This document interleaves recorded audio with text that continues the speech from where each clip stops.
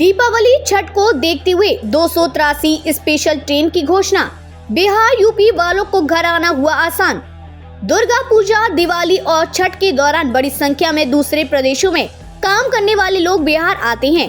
हर साल यह शिकायत रहती है कि ट्रेनों में सीटें नहीं मिलने के कारण लोगों को अपने घर आने में काफी परेशानी का सामना करना पड़ता है, लेकिन इस साल रेलवे ने इन यात्रियों का पूरा ख्याल किया है। रेलवे ने त्योहारों को लेकर देश भर से 283 फेस्टिवल स्पेशल ट्रेनों की घोषणा की है।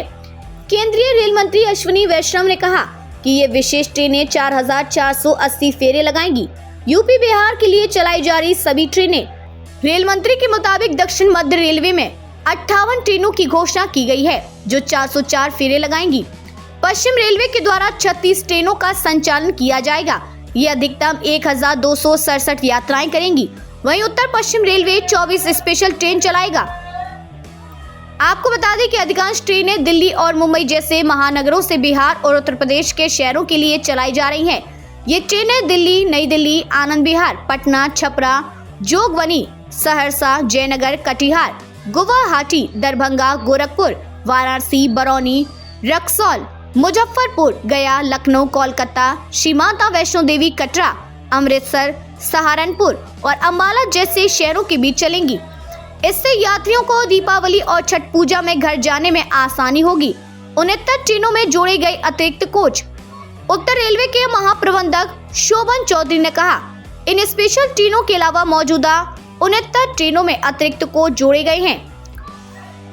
कुल मिलाकर उत्तर रेलवे त्योहारी सीजन के दौरान यात्रियों की आवाजाही में वृद्धि को देखते हुए 5.5 लाख अतिरिक्त बर्थ और सीटें बनाएगा।